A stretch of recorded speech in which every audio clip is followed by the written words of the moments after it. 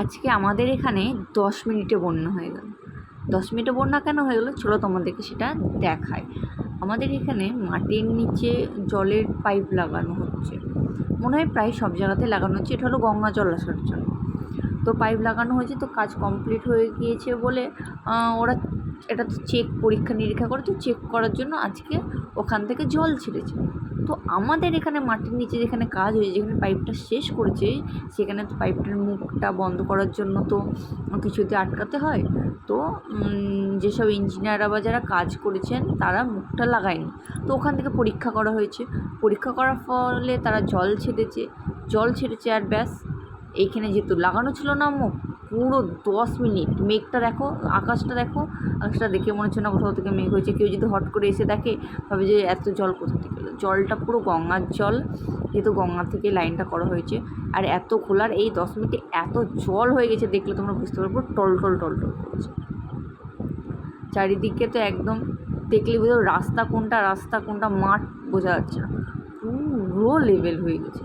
মানে সত্যি বলো না, আচমকা বিপদ চলে আসে, সত্যি আচমকা বিপদ। আমরা শুধু সবাই এটাই ভাবছি যে 10 মিনিটের যদি এইরকম অবস্থা হয়, তাহলে যদি আধা ঘন্টা যদি হতো তাহলে কী অবস্থা, তাহলে তো পুরো সব ডুবে যেত। বৃষ্টি না হয়ে সব জায়গা ডুবে যেত। দেখতেই পাচ্ছ পোল টোল সব পুরো একদম ডুবে গিয়েছে। মানে হট করে আমরা সবাই বাড়িতে বসে আছি, তো জানালা দিয়ে তাকিয়ে দেখছি জল আসছে। তো আমরা ভেবেছি কারো বাড়ির ট্যাঙ্কি হয়তো পরিষ্কার করছে, জল আসছে। কিন্তু তারপরে আস্তে আস্তে দেখছি জলের গতিবেগ বেড়েই যাচ্ছে। তারপর আমরা যে কী হলো এত জল।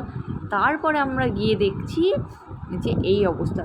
যেহেতু আমার পায়ে লেগেছিলো, পায়ে আমার ব্যথা, তো পায়ে ব্যথার কারণে আমি সেই সময় যেতে পারিনি। আমি সামনে থেকে ভিডিওটা বানিয়েছি।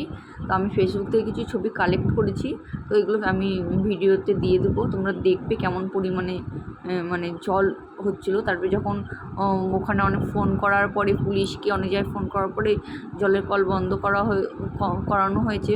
তো তারপরে যখন জলটা পুরো বন্ধ হয়ে যায়, তারপর আমি গিয়েছিলাম দেখার জন্য। দেখো এই যে এত ইটকাট পড়ে আছে সব ওই গর্ত থেকে, মানে জলের এত পরিমাণ গতি। আমি নিজের চোখে দেখলাম যে জল চাইলে কি না পারে, মাটি খুঁড়ে সব বের করে দিয়েছে। চলো তোমাদেরকে গর্তটা দেখালে তোমরা বুঝতে পারবে বিষয়টা। দেখো একবার ওই যে পাইপটা দেখতে পাওয়া যাচ্ছে, পাইপটা একবার দেখো কতটা জায়গা পুরো খাদ করে দিয়েছে। মানে ভাবা যায়, মনে করেন না ভাবার বিষয়, সেই উটকো বিপদ একদম। কতটা খাদ, আর এরকম এত মানে মাটির নিচে যা ছিল জলের গতিতে সব একদম বের করে দিয়েছে। জলের বেগটা দেখো, তো ছবিটা দেখলে তোমরা বুঝতে পারি যে কেমন বেগে বেরোচ্ছে জল। ভাবা যায় সত্যি। চারিদিকে এই যে সব জল চলে গিয়েছে, এদিক ওদিকে সব জল চলে গিয়েছে। আর যদি আধা ঘন্টা হতো, সত্যি কি হতো ভাবতে পারা যাচ্ছে। জল কেমন স্পিডে আসছে। আমি ভাবলাম চলো তোমাদের সাথে শেয়ার করি বিষয়টা।